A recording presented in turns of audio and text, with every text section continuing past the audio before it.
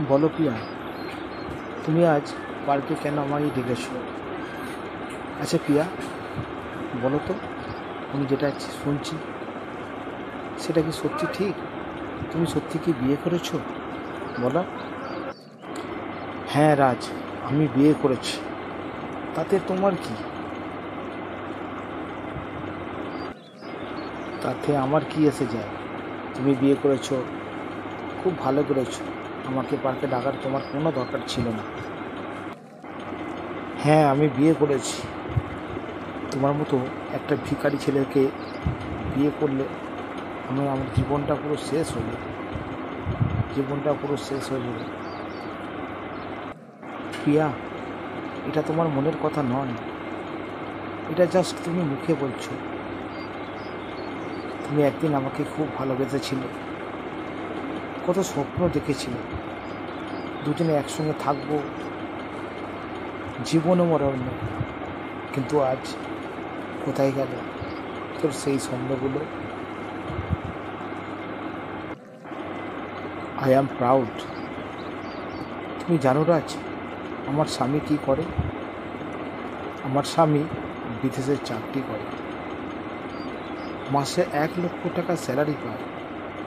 তাতে আমাদের জীবন খুব ভালোভাবে কেটে যাবে।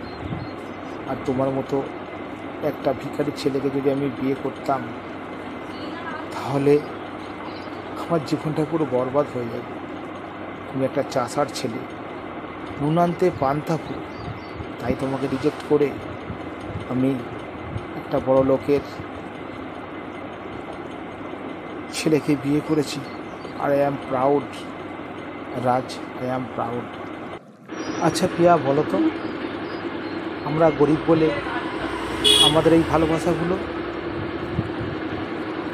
অন্ধকারে মুছে যাবে?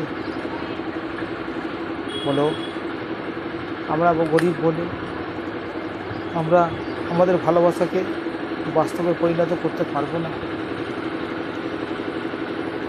কেন বলো, কেন বলো?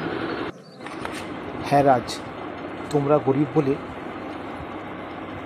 তাই আমি তোমাদের পছন্দ করি না। তাই একটা বড়লোক ছেলে, চাকরিওয়ালা ছেলেকে আজ আমি বিয়ে করলাম।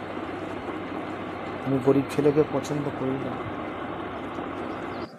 তাই প্রিয়া, আজ বুঝেছি তোমাদের ভালোবাসাগুলো আজ কল্পনার তুলি দিয়ে মাখানো।